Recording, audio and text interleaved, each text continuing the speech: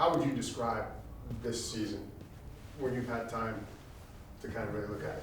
Yeah, I think kind of reflecting on this year, I just think of a lot of guys took that next step up, and then next year, hopefully we all take that collective step up. We were fighting. We were a ferocious team who, no matter what the circumstances were, we fought. We started a foundation, which is, a type of football that no one wants to play. We have a really good team here. There's a lot of young talent on this team. We're headed in the right direction, and we just got to believe it. I feel like we just took the right steps for this new era.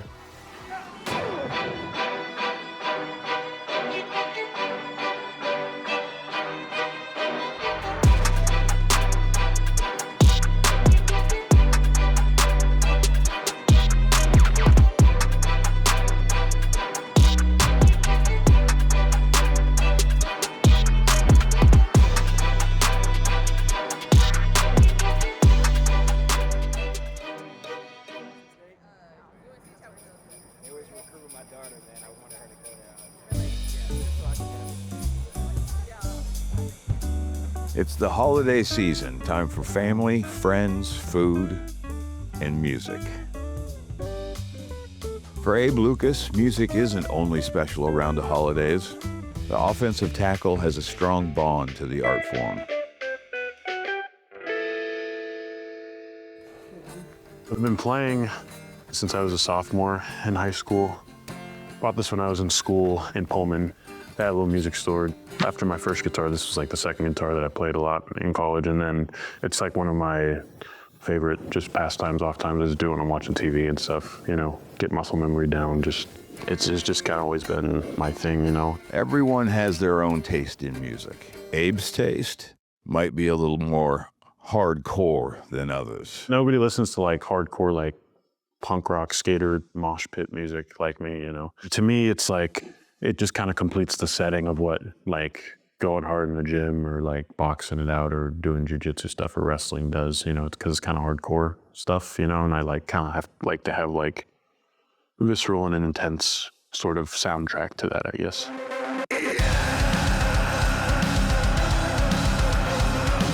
So what I wanted to do when I was, I guess, moving into the off-season, like I know a couple guys who play instruments, so I wanted to get them together to like make some like hardcore like punk music. It's funny, I've been asking around the locker room and to other guys, I'm like, can you scream aggressively into a microphone? Do you think you'd be good at that?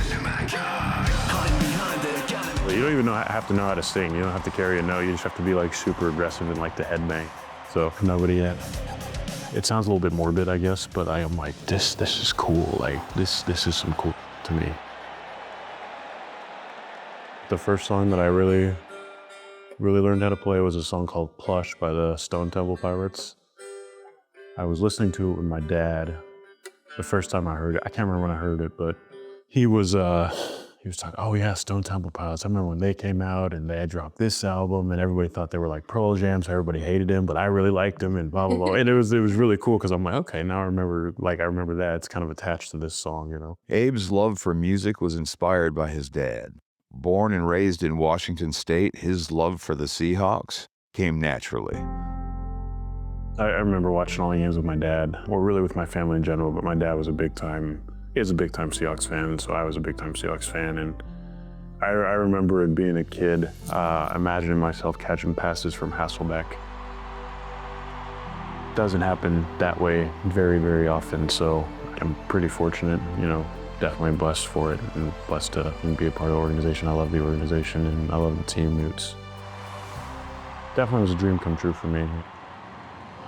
Part of the NFL dream is playing games that matter. On a short week, the Seahawks are staring down a must-win game in Chicago, looking to keep their playoff hopes alive. It's a lot more than I think people realize. It's a job and I take the job very serious. It's just a lot of preparation, and it just takes a lot of resiliency, a lot of patience, a lot of development. I don't think you ever really stop developing. On this night after Christmas, 44 degrees at Soldier Field in Chicago as the Bears take on Geno Smith and the Seattle Seahawks on Thursday Night Football. So for some people, I guess, playing in prime time and stuff will be cool and all that. I try not to get caught up in that. Seattle comes in at 8-7, looking to stay in the playoff hunt. A win tonight would be absolutely imperative. Don't really care if it's on a Thursday or a Monday night or a Sunday. I just try to focus on the task at hand. Like many NFL games, this one will be decided in the trenches. Hey, we dominate up front. Dominate the game. We dominate up front. We dominate the game. Let's go do what we do, man. Let's go do what we do, man. Let's do what we do. Go. You got this. Let's go. So here come the Seahawks. They've been pass heavy this season. And so the Seahawks will come out on offense, led by Geno Smith. Single. Charbonnet in the backfield, a quick throw near side.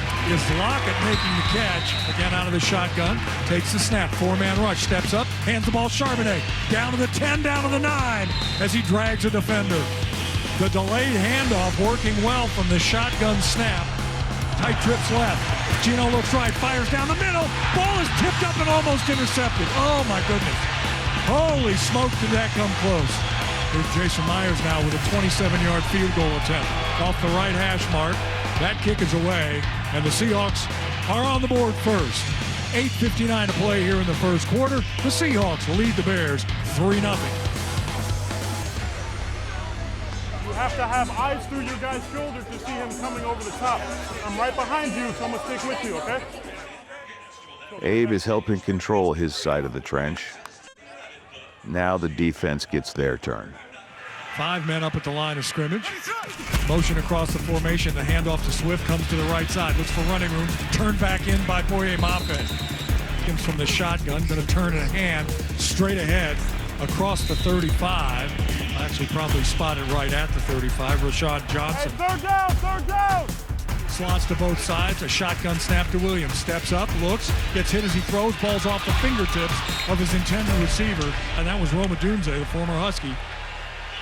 And it's going to be a quick 3-and-out for the Bears. Torrey Taylor will do the punting. Bears rookie Torrey Taylor is one of 5 Australian punters in the NFL. 70 punts for him now. Third most in the league.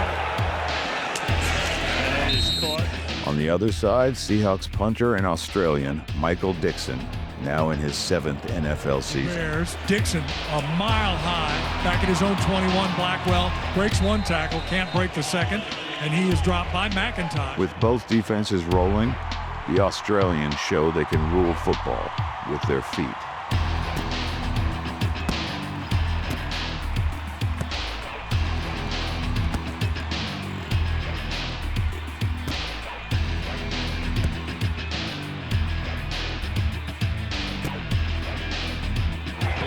Dixon's third punt, 6th punt of the night. Down inside the 10. Late in the 4th, Seattle leads by a field goal. With the game on the line, the Seahawks need to stop the Bears. 5:12 left in the game. Seattle hanging on to a 6-3 lead. Bears now take over 1st and 10 at their own 11 after a nice punt from Michael Dixon. Come on, defense! Let's go, Williams gets the snap, play fake. He's going to keep it and run around the right side and run out of bounds. Escaping, keeping. We're going to get out of bounds, and he does, and he gets pushed out of bounds. Let's see, are the Bears going to send the offense back? They are. It's going to bring up 4th down and a long 5 for Chicago at their own 35-yard line. Williams, shotgun snap, blitz is coming. Johnson's got to get rid of the ball high. Throw, the ball is caught by Moore. Makes the catch, steps out of bounds. Are you kidding me? Caleb Williams running for his life away from the blitz, throws up a prayer, and Moore catches it crossing the field, picks up 14 yards on a 4th down, and the Bears have new life. Oh my word. Backfield. Williams from the shotgun. He drops the snap. Now he stops. Look, steps up, gets hit. Williams gets him around the ankles, and he goes down. Another sack for the Seahawks. And now 4th and 10. And so what do you want to do? If you're the coach of the Bears, do you try to get... Last week, Caleb Williams set the NFL record for most consecutive receptions without an interception by a rookie. Nice throw! Touchdown! But all records are made to be broken. 4th down and 10. Right here. Williams, shotgun snap, blitz is coming. Williams throws the ball up for grabs. The ball is intercepted. It's Woolen, comes near side, knocked out of bounds. The first takeaway of the game by the Seahawks could not have come at a better time. The fans head for the exits. Thank you, Jesus. And the Seahawks are going to win this ball game by a score of 6-3. 2-0. Seahawks are now just praying for an Arizona win. And they're going to go to 9-7 on this crazy season. They uphold their end of this. Now we wait to see what the Rams and the Cardinals do on Saturday. Just how we drew it up, exactly what we expected, 6-3. It's not easy coming across the country in a short week, playing in an atmosphere like that. So our guys deserve a lot of credit for the poise. Stuck together throughout, we faced some adversity throughout the game and then had an opportunity to win it at the end, and guys did a great job. Anxious in the next couple of days, kind of seeing what happens with the Rams and everybody else? Or We're in the mode of controlling what we control. We know what's coming next week. So we're going to spend this weekend getting our minds and bodies and spirits right to go play a game. And, yeah, we're praying that it's for the division championship. Can you believe the Seahawks are not in the playoffs? I kind of can. Turn and watch the rest of Week 17 play out. This season was exactly the way I thought it was going to be. 9-10 wins. There's a foundation that's laid. Mike Macdonald has a good thing going on, I believe. There was a lot of things that we overcame, and we achieved a bunch. We really, just kind of fell short a little bit there. There's a lot of things we want to improve on, and we have the talent, we have, everything we need. It's out of your control, so it's disappointing, and you're always trying to win your next game. So this is the next game, that's number one. There's broader implications, getting to 10 wins, trying to be 4-2 in our division. A chance to win 10 wins is everything for me, and I think we got to take a step in that next direction. This year has been crazy, not only from a football level, just the personal level, things that we've been dealing with as a family. It's been crazy, but I will say these guys, these coaches, man, they brought so much life back into me. The love for the game was like the way we go about our business, the way we go about our days. Wish it was for something, but like I said, I'm going to go out there, play this last game with this group of guys who welcomed me in so graciously. So I'm just thankful to have the opportunity to go out there and play again. Every opportunity you get, man, for young guys or anybody listening, they're all valuable. For me, man, I look forward to the next opportunity, and so that's just the next opportunity, and really looking forward to it. Not content to just play out the schedule, the Seahawks head to LA with plenty to play for. Most notably, a 10th win. From SoFi Stadium, Jimmy Garoppolo makes the start today up against Geno Smith and the Seattle Seahawks. The Seahawks squad eliminated last week, but they could win a 10th game under first-year head coach Mike Macdonald. And it'll be the first time it's ever been done. First-year head coach, the outcome isn't what they wanted. They're not making the playoffs, but win this game, it sets the tone for the offseason and for next season. Seahawks at 9-7, win the toss. They defer. As Jimmy Garoppolo leads the Rams offense out onto the field. Determined to get that final win, the Seahawks defense instantly takes action. Swings it out to Atwell for a short gain. Slots to both sides.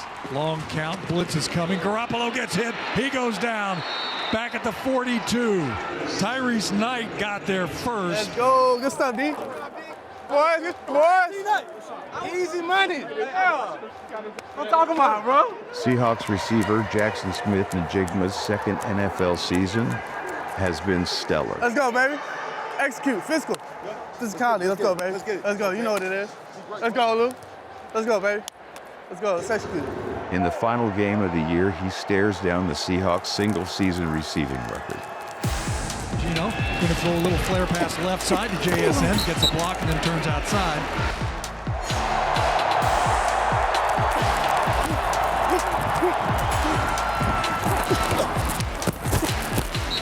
3 tight ends in for Seattle. Ball takes the shotgun snap, looks far side, throws, back shoulder throw, ball is caught, Bobo, touchdown, Seahawks! Yes, sir.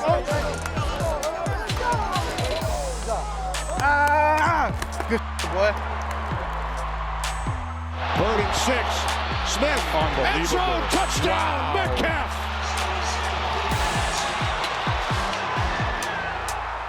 As the Seahawks offense jumps ahead early 14-3, JSN would tie the receiving record. And he's in good company. With that catch now, Jaxon Smith-Njigba has tied Tyler Lockett for the Seahawks single-season receptions record at 100. At least I'll be able to share it with somebody. Sometimes it's lonely up there at the top. I mean, shout out to Jax for wanting me to still be right there beside him. So just to be able to talk about how great of a player JSN is, how I think he's going to continue to thrive and continue to do a lot of great things as long as he continues to get the same opportunities that he's getting. And it's kind of cool to share that in a record book with him for sure. Late in the game, the focus was on JSN, the receiver. But earlier, the attention grabber was JSN, the passer. Smith-Njigba flips it to his left. And this is short. Now I'm 33, baby. I'm 33. I'm 33 this season. Come on. That's it. And my passing rating or whatever got to be crazy. Luckily for JSN, as a full-time receiver, he won't have to escape the claws of the big cat, Leonard Williams, Garoppolo brought down. Big cat! earning his 10th sack of the year. And Leonard Williams celebrates his 10th sack this season. The first Seahawk since 2018 to have 10 or more sacks in a season.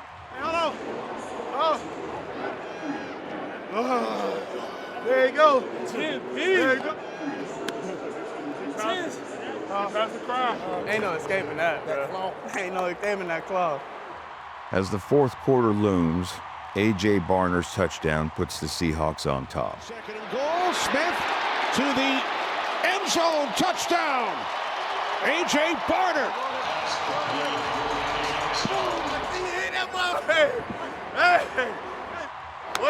Barner's willingness to share the Hollywood spotlight is a sign of things to come. No offense, it's him. No offense, it's him. Not before the Rams take the lead with just over 7 minutes left in the game. Setting the stage for a Seahawks blockbuster ending.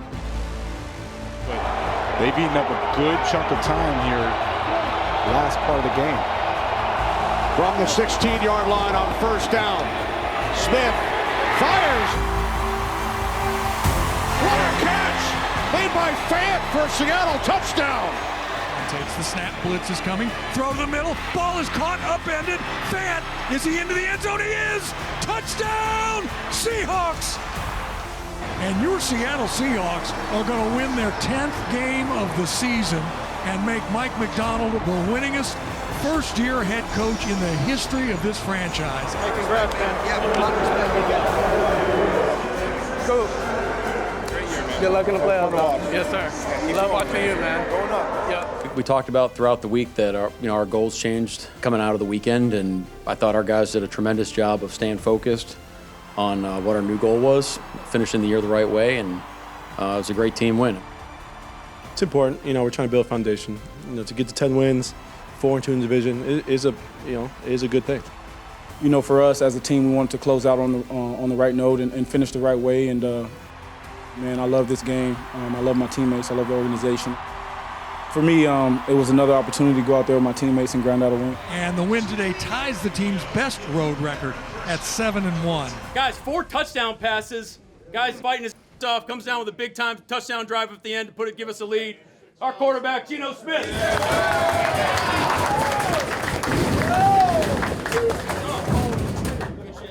2 closer game balls, man. 2 closer. Go ahead, Geno. I just want to say, man, I appreciate everybody in this room, man. Everybody fought hard, bro. Sorry we fell short, but use this as motivation, man. Let's keep going.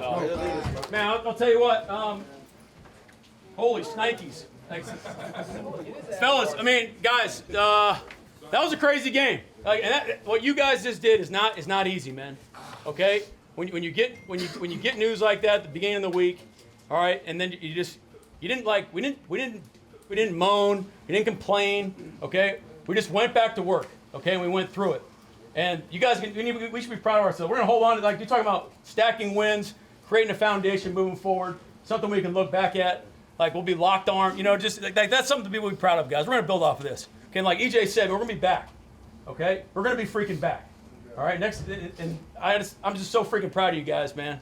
I know we fell short of the ultimate goal, but I'm talking about building a foundation, guys. We're right there.